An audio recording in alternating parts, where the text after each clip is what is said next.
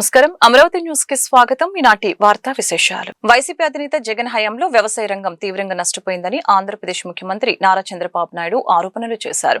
రైతుల ఆత్మహత్యలు చేసుకోకుండా చర్యలు చేపట్టామని, అన్నదాతల ఆత్మహత్యకు గల కారణాలు తెలుసుకుని సమస్య పరిష్కరిస్తున్నామని తెలిపారు. వ్యవసాయ యంత్రీకరణకు పెద్దపీట వేస్తున్నామని చెప్పారు. వ్యవసాయ రంగం బడ్జెట్ పై అసెంబ్లీలో ముఖ్యమంత్రి మాట్లాడారు. పంచసూత్రాలు, అగ్రిటెక్ ద్వారా వ్యవసాయ అభివృద్ధికి చర్యలు చేపట్టామని తెలిపారు. డిమాండ్ ఉన్న పంటలను పండించేలాగా రైతులకు అవగాహన కల్పిస్తామని పేర్కొన్నారు. ఫుడ్ ప్రాసెసింగ్ రంగాన్ని ప్రోత్సహించడం ద్వారా పంటలకు మంచి ధర లభిస్తుందని వివరించారు. 13,722 కోట్ల వ్యవసాయంలో ఉచిత విద్యుత్కు ఏడాదికి ఇస్తున్నామని చెప్పుకొచ్చారు. భూసారం పెంచేందుకు సూక్ష్మ పోషకాలను రైతులకు పంపిణీ చేస్తున్నామని వెల్లడించారు. రైతు భరోసా పేరు చెప్పి జగన్ హయాంలో ప్రభుత్వం మిగతా ప్రోత్సాహకాలు ఆపివేసిందని ఆగ్రహించారు. ధాన్యం కొనుగోలుకు 10,000 కోట్లకు పైగా రైతులకు ఇచ్చామని చెప్పుకొచ్చారు. 1,670 కోట్ల ధాన్యం బకాయిలు తాము చెల్లించామని పేర్కొన్నారు. ప్రతి ఒక్క రైతుకి అండగా ఒక ఏఐ అగ్రానమిస్ట్ ప్రొవైడ్ చేసే బాధ్యత ఈ ప్రభుత్వం తీసుకుంటాం. ఏ పొలం దగ్గరికి పోయినా మళ్ళీ ఎవరో సహాయం చేయడమే కాకుండా నేరుగా అసిస్టెన్స్ ఇచ్చే విధంగా తీసుకొస్తాం. ఫుడ్ ప్రాసెసింగ్కి ఎక్కువ ప్రాధాన్యత పెట్టాం. 14,230 కోట్ల రూపాయలు పెట్టుబడులు వచ్చాయి.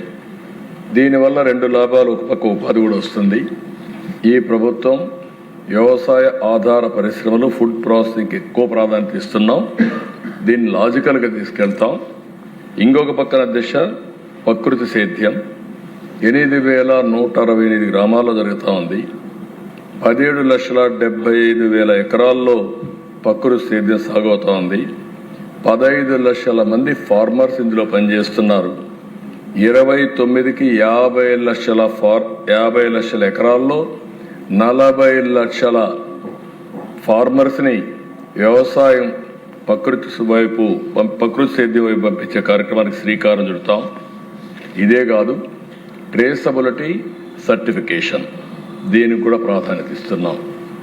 ఇంత మునిపే మినిస్టర్ గారు చాలా సమర్థవంతంగా చెప్పారు. ఒక విషయం మీరు చూస్తే రాయలసీమకు హార్టికల్చర్కి ఎక్కువ ప్రాధాన్యత ఇస్తున్నాం. ఈరోజు మీరు చూస్తే 20 లక్షల ఎకరాల్లో హార్టికల్చర్ ఉంది. అదే మాదిరిగా 400 మిలియన్ మెట్రిక్ టన్స్ పండ్లు, కూరగాయలు తయారవుతున్నాయి, ఉత్పత్తి అవుతున్నాయి. దీన్ని రాబోయే రోజుల్లో రాయలసీమ ఈరోజు దేశంలో వీఆర్ నెంబర్ 1. అంటే మొత్తం అన్ని రాష్ట్రాల కంటే ఎక్కువ పండ్లు పండించే రాష్ట్రం ఆంధ్రప్రదేశ్ రాష్ట్రం. దీన్ని 20 లక్షల నుంచి 40 లక్షలు చేసి 400 మిలియన్ మెట్రిక్ టన్స్ నుంచి 1,000 మిలియన్ మెట్రిక్ టన్నులు చేసి ప్రపంచానికే నెంబర్ 1గా రాయలసీమ హార్టికల్చర్ హబ్గా తయారు చేస్తాం. దీనికి ఒక ప్రాజెక్ట్ కూడా తయారు చేశాం. క్లస్టర్ విధానం పెట్టుకున్నాం. 30,000 కోట్ల రూపాయలతో ఒక ప్రాజెక్ట్ తయారు చేసి గవర్నమెంట్ 30,000 కోట్లు ఖర్చు పెట్టి ప్రైవేట్ కింద, అంటే ఇన్వెస్ట్మెంట్, వ్యవసాయ ఆధార పరిశ్రమలు, ఇన్ఫ్రాస్ట్రక్చర్, దీనికి అదనంగా ఒక 70,000 కోట్లు.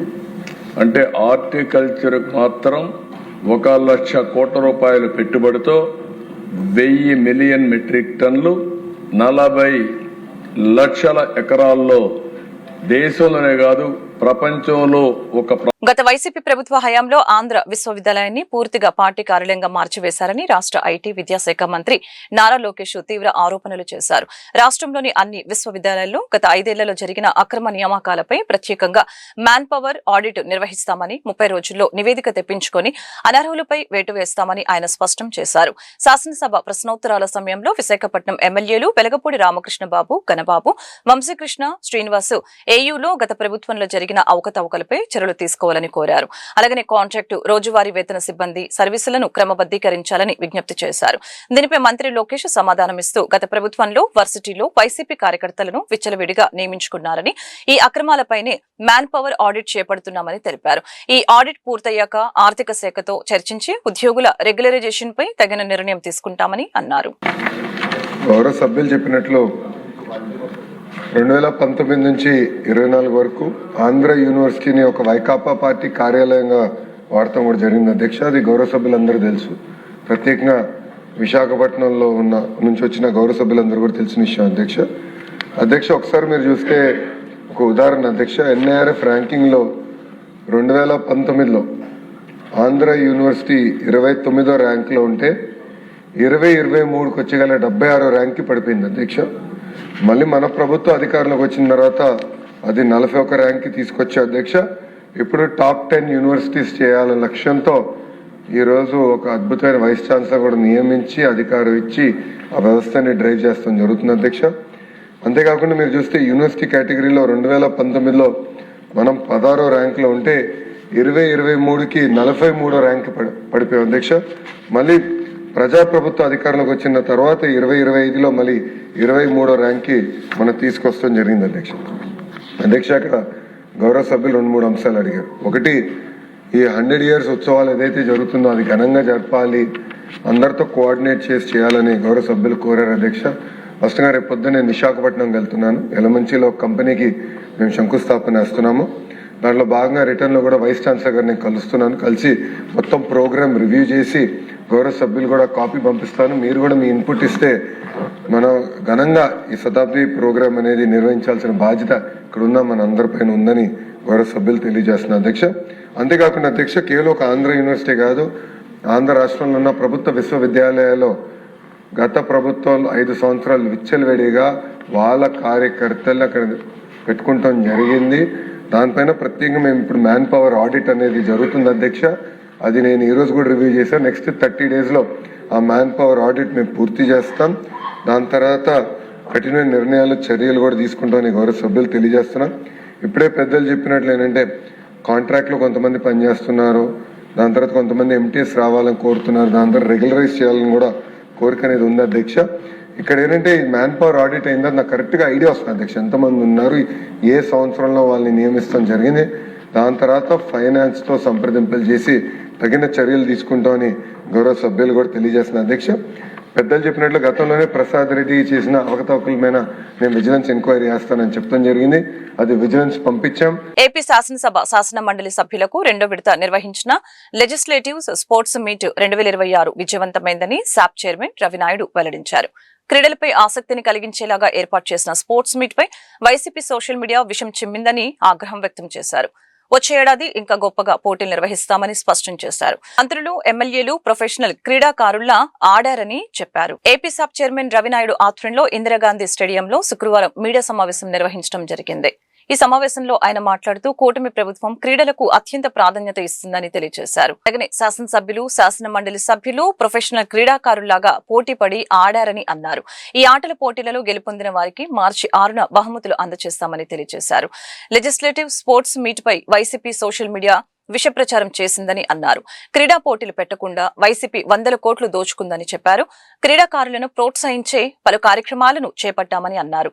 రాష్ట్రంలో క్రీడలు అభివృద్ధికి శాప్ చిత్తశుద్ధి కృషి చేస్తుందని చెప్పారు. మీకు ఇస్తాం. జావెలిన్ త్రోలో విజయ్ చంద్ర గారు ఫస్ట్ ప్రైజ్ వచ్చారు.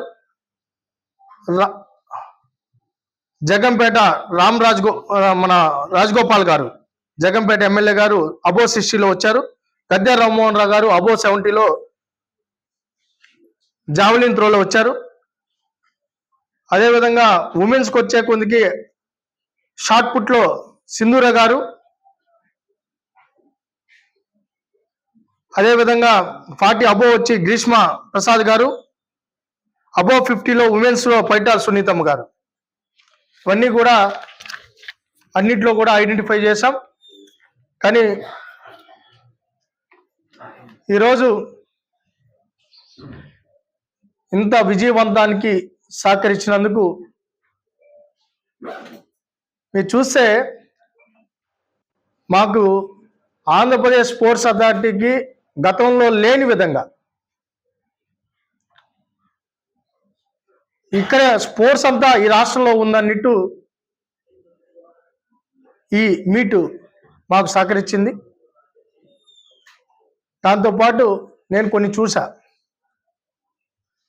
బాధేస్తుంది. వైసీపీ సోషల్ మీడియా నిజంగా సిగ్గుందా అని అడుగుతున్నా. మళ్ళా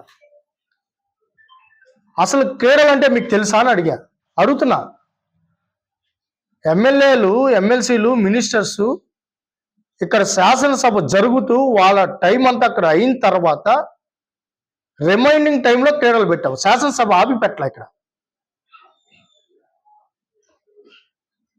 మంత్రులు కానీ, ఎమ్మెల్యేలు కానీ, ఎమ్మెల్సీలు కానీ మేము క్రీడాకారులకు గత వైఎస్ఆర్ కాంగ్రెస్ పార్టీ ప్రభుత్వ హయాంలో చేనేత రంగానికి రావాల్సిన కేంద్ర నిధుల్ని ఇష్టారాజ్యంగా దారి మళ్లించారని రాష్ట్ర చేనేత జౌళి శాఖ మంత్రి ఎస్ సవిత ఆరోపించారు. బుధవారం అసెంబ్లీలో ప్రశ్నోత్తరాల సమయంలో చీరాల ఎమ్మెల్యే మాలకొండయ్య అడిగిన ప్రశ్నకు మంత్రి సమాధానమిస్తూ ఈ వివరాలను వెల్లడించారు. కేంద్ర ప్రభుత్వం ఆప్కో అభివృద్ధి కోసం కేటాయించిన 120 కోట్ల నిధుల్ని గత ప్రభుత్వం ఇతర అవసరాలకి వాడివేసిందని మంత్రి పేర్కొన్నారు. చేనేత కార్మికుల సంక్షేమం కోసం ఉద్దేశించిన నిధుల్ని సైతం అప్పట్లో పక్కదారి పట్టించారని, దీనివలన ఆప్కో తీవ్ర ఆర్థిక ఇబ్బందుల్లో కూరుకుపోయిందని విమర్శించారు.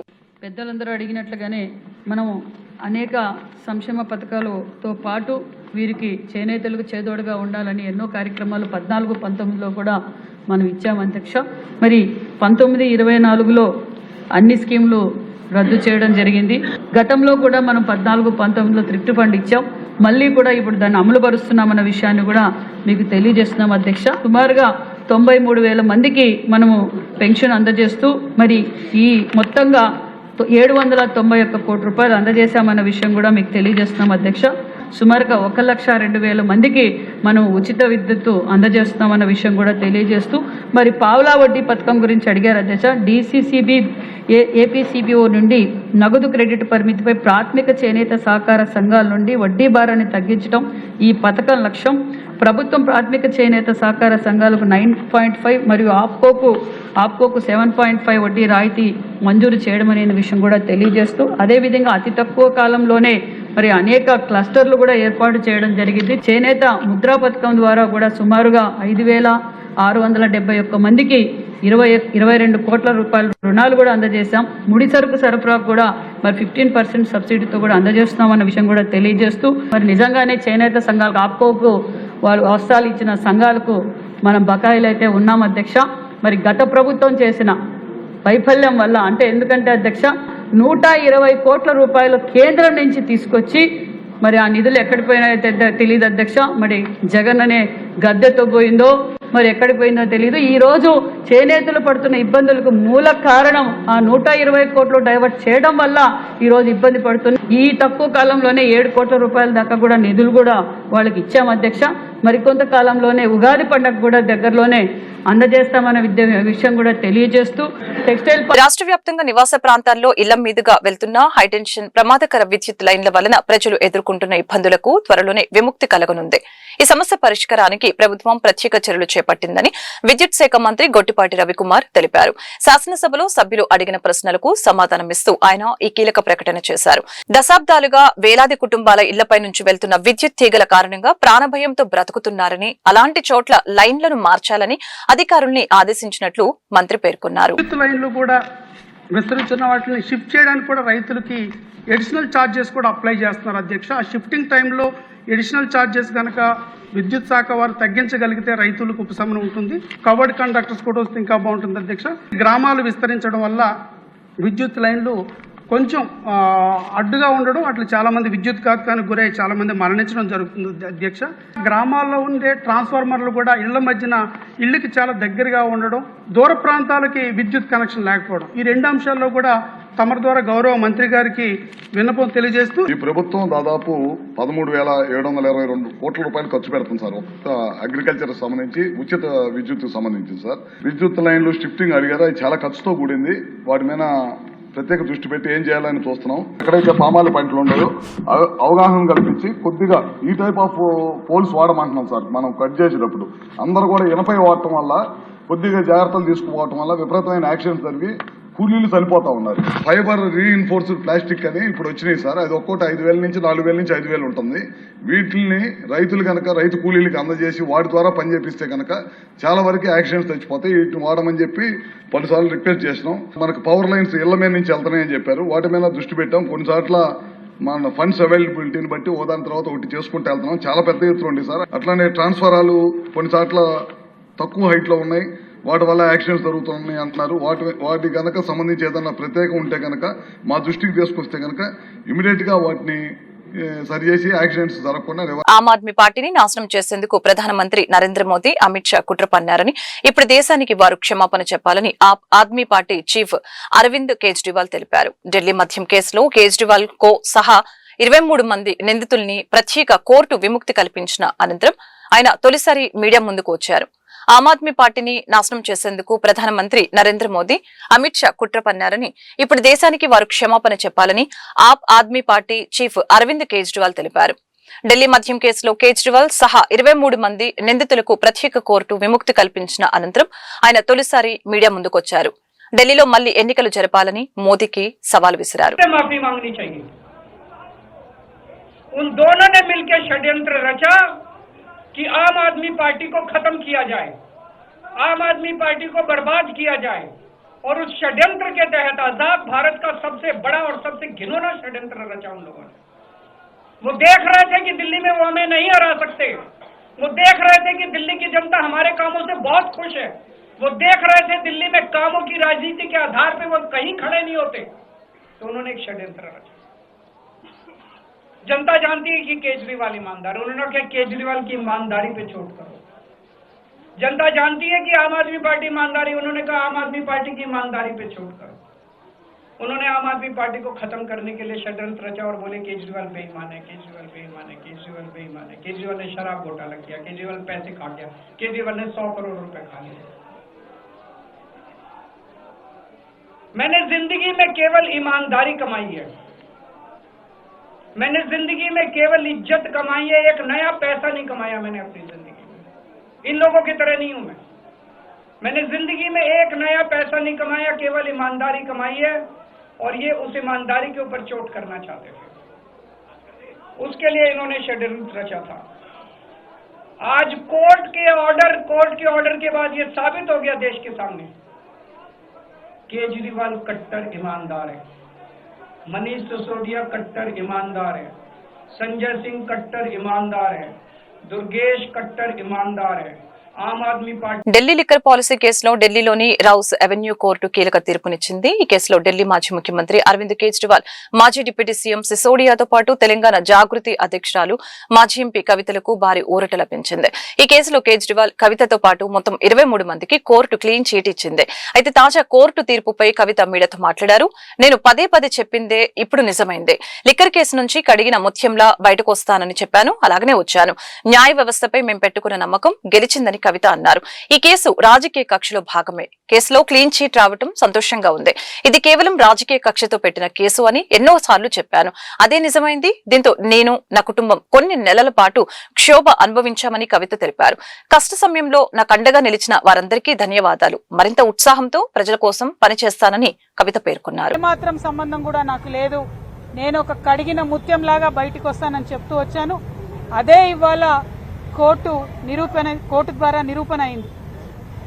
మరి కోర్టు ఏదైతే కుట్రపూరితమైన ఈ కేసు ఉందో ఆ కుట్రలన్నింటినీ ఛేదిస్తూ కంప్లీట్ గా ఆర్గ్యుమెంట్సే ఫాల్స్ ఉన్నాయని చెప్పి బేషరతుగా ఆ కేసులో ఉన్న వాళ్ళందరికీ కూడా మరి విడుదల చేయడం అనేది, క్లీన్ చీట్ చేయడం అనేది మనస్ఫూర్తిగా స్వాగతిస్తా ఉన్నాం.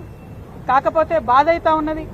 ఎందుకంటే ఒక్కొక్కరు సంవత్సరన్నర కాలం నేను స్వయంగా 5.5 నెలలు కుటుంబానికి, పిల్లలకు అందరికీ దూరంగా ఉండడం, ఆ బాధ, అవమానం, జరిగినటువంటి వ్యక్తిత్వ హననం, అవన్నీ కూడా ఎన్ని కోట్ల రూపాయలు ఇచ్చినా అది తిరిగి వచ్చేటటువంటి విషయం కాదు. ఎంత సమయం జరిగినా ఆ నష్టం మాకు, మా కుటుంబానికి జరిగిందన్నమాట వాస్తవం. అయితే ఆ కఠిన సమయంలో నాతో పాటు డబ్బులు ఉన్నా లేకున్నా ప్రతి హియరింగ్కి ఇక్కడున్న మా అక్క చెల్లెలు, అన్నదమ్ములు అందరూ కూడా ఢిల్లీ వరకు వచ్చి నాకు మద్దతుగా ఇచ్చి, నైతిక స్థైర్యాన్ని ఇచ్చి, ఇక్కడ నా పిల్లలు ఒంటరిగా ఉన్నప్పుడు వారికి అండగా నిలిచినటువంటి ప్రతి ఒక్కరికి కూడా నేను హృదయపూర్వకంగా ధన్యవాదాలు తెలియజేస్తా ఉన్నాను. ప్రత్యేకించి మా అమ్మకు, మా నాన్నకు, మా అత్తమ్మకు, మా మామయ్యకు, మా మొత్తం భర్త తరఫున కుటుంబానికి అందరికీ కూడా నేను హృదయపూర్వకంగా ధన్యవాదాలు తెలియజేస్తున్నాను, పాదాభివందనాలు తెలియజేస్తా ఉన్నాను. మీరిచ్చినటువంటి బలంతోనే ఆ జైల్లో 5.5 నెలలు కూడా నేను పిల్లలు లేకపోయినా గుంటూరు నగరం కొరటిపాడు మెయిన్ రోడ్ లో మైరా షాపింగ్ మాల్ ప్రారంభోత్సవ కార్యక్రమం అట్టహాసంగా జరిగింది. ఈ షాపింగ్ మాల్ ప్రారంభోత్సవ కార్యక్రమానికి ప్రముఖ సినీ నటి దక్ష నాగర్కర్ హాజరే ప్రారంభించారు. ఈ సందర్భంగా సినీ నటి నాగర్కర్ మాట్లాడారు. మైరా షాపింగ్ మాల్ లో ప్రత్యేకించి మహిళల కోసం అద్భుతమైన డిజైన్లతో ఆకర్షణీయమైన చీరలు, చుడీదార్లతో సహా పలు మోడళ్లు అందుబాటులో ఉన్నాయని చెప్పారు. షాపింగ్ మాల్ చైర్మన్ మరియు మేనేజింగ్ డైరెక్టర్ బెల్లంకొండ శ్రీనివాసరావు మాట్లాడుతూ గుంటూరు నగరంలోని కనీవిని ఎరుగని రీతిలో సామాన్య మధ్యతరగతి వారికి సైతం అందుబాటు ధరలలో అత్యంత ఆకర్షణీయమైన డిజైన్లతో వివిధ రకాల మోడళ్లలో అందుబాటులోకి తీసుకువచ్చినట్లు తెలిపారు. షాపింగ్ మాల్ ప్రారంభోత్సవం సందర్భంగా పలు ఆకర్షణీయమైన ఆఫర్లను ప్రకటించినట్లు వారు తెలిపారు. గుంటూరు నగర మరియు పరిసర ప్రాంత వాసులు ఈ అవకాశాన్ని సద్వినియోగం చేసుకోవాలని వారు కోరారు. నమస్కారం, నేను దక్ష. ఈరోజు నేను గుంటూరులో మైరా షాపింగ్ మాల్ ఓపెనింగ్ చేయడానికి వచ్చాను. బెల్లంకొండ శ్రీనివాస్ గారు నన్ను ఇక్కడికి పిలిచారు. And I have gone through the whole collection. అంత కలెక్షన్ చాలా చాలా ప్రీమియంగా ఉంది. But also there are other options which are affordable also. So అందరికీ one's destination for all kinds of shopping needs like wedding, regular wear, everything ikkade undi. So I think andaru visit avvali Myra shopping mall in Guntur. They're also going to open their branches in other cities as well. So I wish them the best and I wish the whole team a great luck. Thank you. వాళ్ళు announce చేస్తారు కదా, మీకు తెలిసింది. Yeah, there are a couple of good news. రెండు ఒకటి I think September, ఇంకొకటి around December or I think next year January. మరి నేను అది చెప్పేస్తే నీకు తెలిసిపోతుంది కదా. తరగతి జనానికి అందరికీ అందుబాటులో మంచి క్వాలిటీ రీజనబుల్ ప్రైసెస్లో ఇవ్వాలనేది నా కోరిక. సో అందరికీ ఏదో ఒక మంచి చేయాలి అనే ఉద్దేశంతో నా వంతు ప్రయత్నంగా ఈ వ్యాపారం ప్రారంభించడం జరిగింది. సో అందరూ వచ్చి ఆశీర్వదించవలసిందిగా కోరుచున్నాము. మైరా షాపింగ్ మాల్ టీం తరఫున ఆఫర్స్ అన్నీ ఉన్నాయి. సో పాంప్లెట్స్లో ఆఫర్స్ మొత్తం ఉన్నాయండి. ఎవరి 15,000కి 5,000 షాపింగ్ ఫ్రీ ఉంటుంది. అట్లాగే 5,000 తీసుకున్న వాళ్ళకి 2,000 పట్టు సారీ ఫ్రీ ఉంటుంది. ఇంకా డిఫరెంట్ ఆఫర్స్ ఎవరి ఫ్లోర్లో ఉన్నాయి. So thank you. Telugu Desam party పతనానికి అంబటి రాంబాబు ఇంటిపై జరిగిన దాడి తొలిమెట్టు అని మాజీ ఎమ్మెల్యే జగన్మోహన్ రెడ్డి పేర్కొన్నారు. మాజీ మంత్రి అంబటి రాంబాబుని మాజీ ఎమ్మెల్యే నందిగం నియోజకవర్గం ఇన్ఛార్జి మొండితోక జగన్మోహన్ రావు, వైసీపీ ముఖ్య నాయకులు, కార్యకర్తలు పరామర్శించారు. అనంతరం మొండితోక జగన్మోహన్ రావు మీడియాతో మాట్లాడారు. సుదీర్ఘ రాజకీయం అనుభవం ఉన్న వ్యక్తి అంబటి రాంబాబుపై దాడిని వైసీపీ పార్టీ నాయకులు ఎవరూ ఒప్పుకోవటం లేదు. దీనికి సరైన సమాధానం చెప్పాలని పార్టీ భావిస్తుందని తెలియజేశారు. ఒక మాజీ మంత్రికే ఇలాంటి సంఘటన జరిగితే సామాన్య మానవుడి పరిస్థితి ఏంటి అని ప్రశ్నించారు. రాష్ట్రంలో వైఎస్ఆర్ కాంగ్రెస్ పార్టీ శ్రేణులను అంబటి రాంబాబును రెచ్చగొట్టే విధంగా బ్యానర్లు పెట్టింది మీరే కదా అని అన్నారు. చంద్రబాబు నాయుడికి దేవుడి మీద భక్తి గాని భయం కాని లేదని సుస్పష్టంగా తెలిసిందని తెలిపారు. నందిగామ కాన్స్టిట్యున్సీ నుంచి వివిధ పదవుల్లో ఉన్నటువంటి నాయకులు కానీ, వైఎస్ఆర్ సిటీ కార్యకర్తలు కానీ, ప్రతినిధులు కానీ, లోకల్ బాడీస్లో ఉన్న ప్రతినిధులు కానీ అందరూ రాంబాబు గారి మీద, అంబటి రాంబాబు గారి మీద తెలుగుదేశం ప్రభుత్వం చంద్రబాబు నాయుడు గారి డైరెక్షన్లో, లోకేష్ గారి డైరెక్షన్లో ఏ విధంగా దాడి చేసిందో చూసి అందరం కలిసికట్టుగా వెళ్ళి రాంబాబు గారిని పలకరిద్దాం. ఖచ్చితంగా నందిగామ అంతా మీతో అండగా ఉంటుంది. మీ మీద చేసినటువంటి హేయమైన దాడిని మేమందరం చూసాం. ఖచ్చితంగా దీనికి ఈ రాష్ట్ర ప్రజలే సమాధానం చెప్తారు. కాబట్టి మనం ఖచ్చితంగా కలుద్దామని అంటే మేమంతా వచ్చి అందరినీ కలిసి ఉండేలాగా, ముఖ్యమైన నాయకులందరూ కలిసి ఉండేలాగా వచ్చి వేళ రాంబాబు గారిని కలవడం జరిగింది. ఖచ్చితంగా ఎలాంటి పరిస్థితులు వచ్చినా, ఏ విధంగా కుటుంబ సభ్యుల మీద, కుటుంబం మీద, వ్యక్తిగతంగా వ్యక్తుల మీద దాడి చేసినా కానీ మేము పార్టీ తరపునే ఉంటాం. పార్టీకి ఎలాంటి అండదండలు కావాలన్నా ఇస్తామని నిలబడటానికి ఉదాహరణగా నిలబడ్డారు రాంబాబు గారు. ఇప్పుడు దాన్నే పార్టీ స్ఫూర్తిగా తీసుకుంది. ఒక ప్రభుత్వం పోలీసుల సమక్షంలో